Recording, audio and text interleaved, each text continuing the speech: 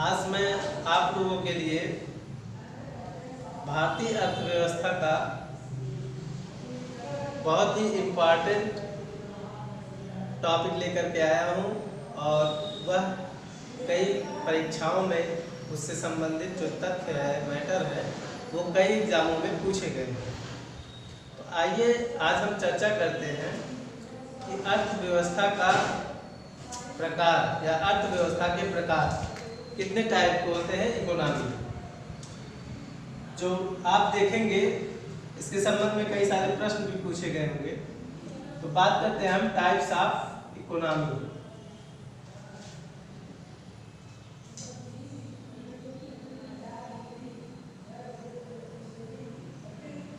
अर्थव्यवस्था के प्रकार।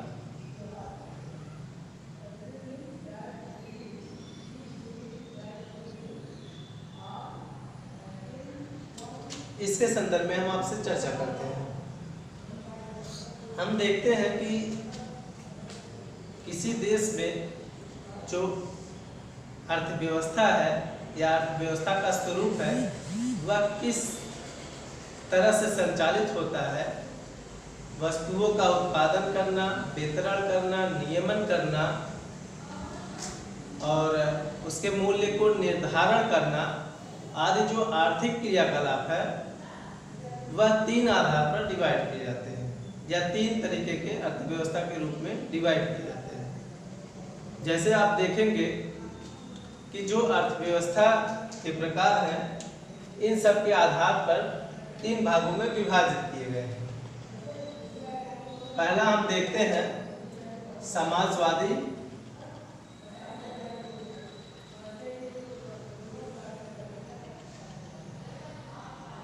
समाजवादी अर्थव्यवस्था, जिसको हम इंग्लिश में कहते हैं सोशलिस्ट।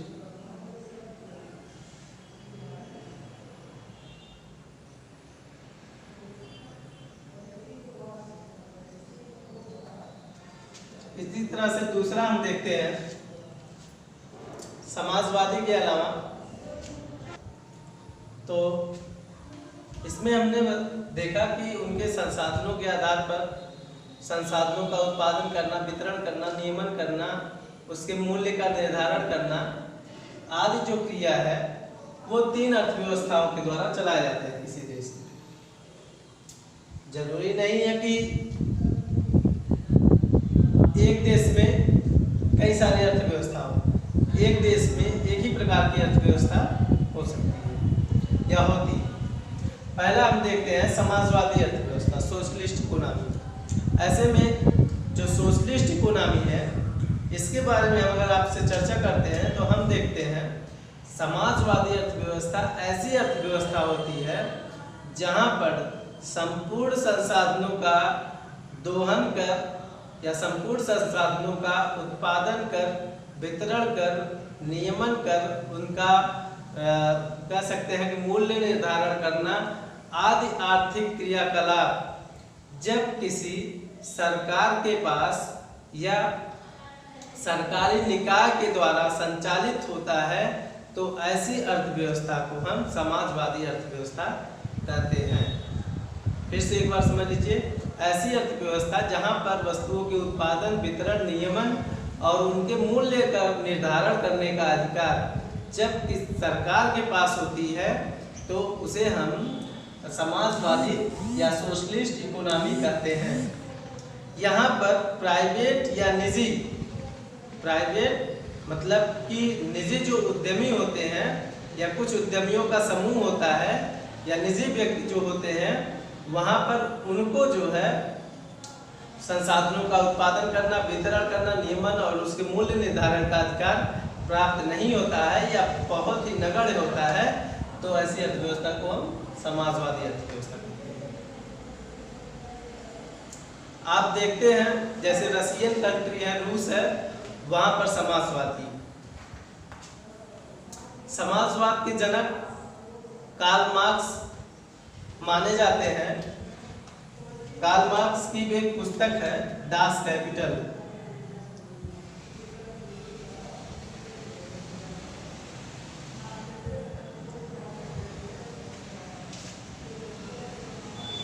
Das Kapital. इन्होंने इस पुस्तक में, वो जो कार्ल मार्क्स है जर्मन के रहने वाले होते हैं और ये जो है दार्शनिक होते हैं, इतिहासकार होते हैं, अर्थशास्त्री होते हैं और कहते हैं कि इन्होंने अपना पुस्तक लिखा दास कैपिटल। दास कैपिटल में इन्होंने तीसा के महामंदी के बारे में उल्लेख किया और समाजवादी अर्थव्यवस्था के बारे में दास कैपिटल नामक पुस्तक में इसके बारे में उल्लेख किया और बताया। तो इसलिए जो है कार्ल मार्क्स को समाजवाद के जनक के रूप में जाना जाता है। समाजवादी जो अर्थव्यवस्था होती है, इस अर्थव्यवस्था का देखते हैं कि ये कल्याणकारी रूप में होती है, ये अधिक लाभ की इच्छा नहीं रखती है। जबकि पूंजीवादी अर्थव्यवस्था की अगर बात करते हैं तो ये ऐसी अर्थव्यवस्था होती है जहां पर संपूर्ण संसाधनों का उत्पादन करने का, वितरण करने का, नियमन करने का, उसके मूल्य निर्धारण करने का जब सरकार के पास न हो करके किसी निजी उद्यम के पास, निजी व्यक्ति के पास होता है, तो ऐसी अर्थव्यवस्था को हम पूंजीवादी अर्थव्यवस्था या कैपिटलिस्टिक इकोनॉमी कहते हैं। एक बार फिर से, जब किसी अर्थव्यवस्था में वस्तुओं का उत्पादन करने का, वितरण करने का, नियमन करने का, उनके मूल्य निर्धारण करने का आदि का अधिकार सरकार के पास न हो करके जब निजी उद्यमी के पास होता है या निजी व्यक्ति के पास होता है, तो ऐसी अर्थव्यवस्था को हम पूंजीवादी अर्थव्यवस्था कहते हैं। पूंजीवादी अर्थव्यवस्था में लाभ की इच्छा अधिक होती है, जबकि समाजवादी अर्थव्यवस्था में लाभ की इच्छा नहीं होती है।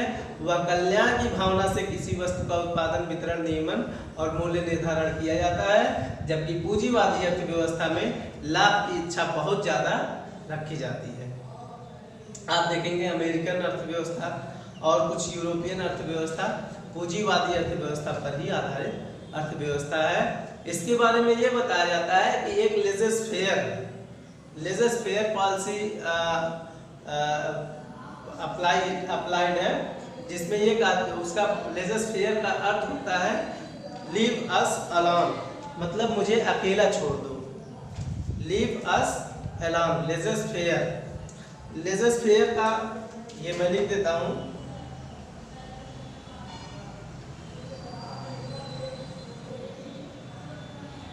लेजर फेयर का जो प्रतिपादन या इस शब्द के जो जनक माने जाते हैं, सेरा नामक अर्थशास्त्री माने जाते हैं। उन्होंने इसके बारे में बताया कि लेजर फेयर एक फ्रेंच वाक्यांश है जिसका अर्थ होता है कि लीव अस अलोन, या मुझे अकेला छोड़ दो, अकेला छोड़ो, जिसके बारे में सेरा नामक अर्थशास्त्री ने दिया था। और इसको आगे बढ़ाने का या इसको व्यवस्थित रूप देने का एडम स्मिथ ने किया। इसलिए एडम स्मिथ को अर्थशास्त्र का जनक के रूप में जाना जाता है।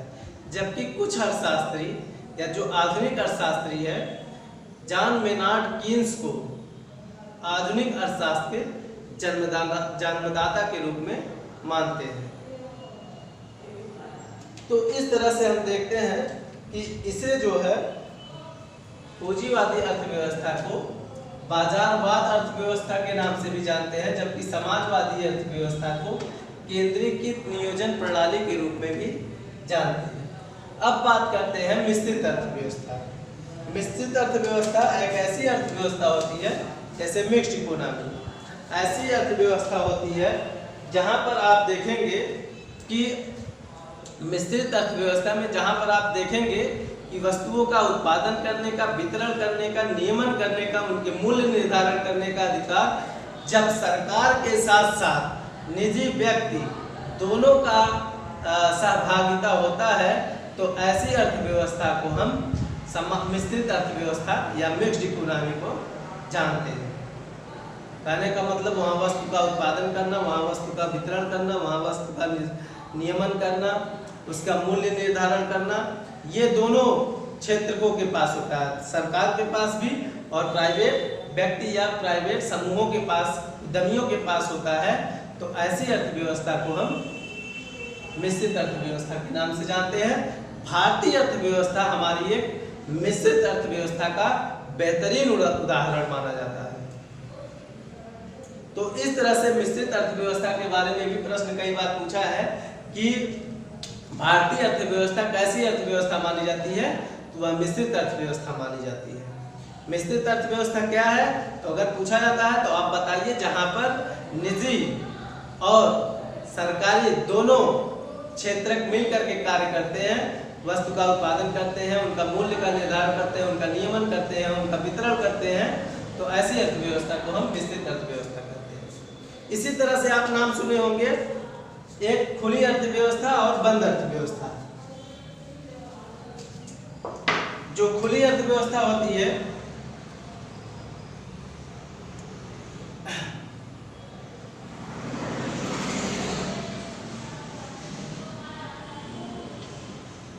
ओपन इकोनॉमी, ओपन इकोनॉमी ऐसी इकोनॉमी होती है, मेजर आपके तीन यही है। खुली अर्थव्यवस्था ऐसी जो अर्थव्यवस्था होती है जिसका आयात और निर्यात, आयात और निर्यात का मतलब ये हुआ कि वस्तु का जो है वस्तु का, तकनीक का, सेवा का, आदि का आयात मतलब किसी अन्य देश से मंगाना और निर्यात मतलब अपने देश से किसी अन्य देश को भेजना, उसको कहते हैं आयात और निर्यात। आयात और निर्यात की क्रियाएं जब संपन्न होती हैं तो ऐसी अर्थव्यवस्था को हम खुली अर्थव्यवस्था कहते हैं।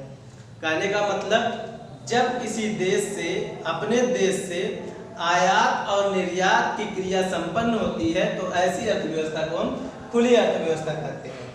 बंद अर्थव्यवस्था, बंद अर्थव्यवस्था के बारे में जान लीजिए।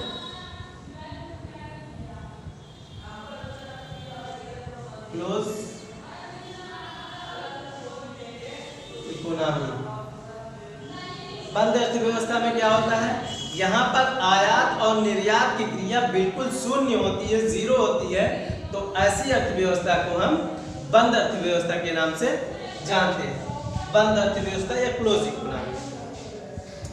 तो इस तरह से दो और हमें मिले, खुली अर्थव्यवस्था, बंद अर्थव्यवस्था। प्रश्न कई बार मिश्रित अर्थव्यवस्था, पूंजीवादी, समाजवादी के बारे में पूछा गया है, तो आप इसके बारे में बताएंगे। समाजवादी अर्थव्यवस्था की प्रणेता या जन्मदाता कौन माने जाते हैं? Karl Marx. उनकी कौन सी पुस्तक है? दासी कैपिटल के बारे में है। 1930-1936 के बीच में जो तीसा की महामंदी थी, उस पुस्तक में उसके बारे में उन्होंने बताया और समाजवादी व्यवस्था के बारे में, अर्थव्यवस्था के बारे में समझाया है। इसलिए जो है वही उसी दास कैपिटल पुस्तक से समाजवादी अर्थव्यवस्था के बारे में मिलता है। पूंजीवादी अर्थव्यवस्था के बारे में हमने बताया। पूंजीवादी अर्थव्यवस्था क्या है? जहां पर वस्तुओं का उत्पादन, वितरण, नियमन और उसके मूल्य का निर्धारण जब कुछ व्यक्ति जो है निजी व्यक्ति करते हैं या निजी उद्यमी करते हैं, तो ऐसी अर्थव्यवस्था को हम कैपिटलिस्टिक इकोनॉमी या पूंजीवादी अर्थव्यवस्था कहते हैं। जबकि मिश्रित अर्थव्यवस्था ऐसी अर्थव्यवस्था होती है जहां पर वस्तुओं का उत्पादन, वितरण, नियमन करने का अधिकार निजी और सरकारी क्षेत्र दोनों का होता है, तो ऐसी अर्थव्यवस्था को हम मिश्रित या मिक्स्ड इकोनॉमी कहते हैं। मिक्स्ड इकोनॉमी के जन्मदाता के रूप में जॉन मेनार्ड कीन्स को माना जाता है। जॉन मेनार्ड कीन्स को इसके जन्मदाता के रूप में जाना जाता है। और भारतीय अर्थव्यवस्था इसका सबसे बढ़िया उदाहरण है, एक मिश्रित अर्थव्यवस्था का। खुली अर्थव्यवस्था, बंद अर्थव्यवस्था हमने बताया। खुली अर्थव्यवस्था क्या होता है?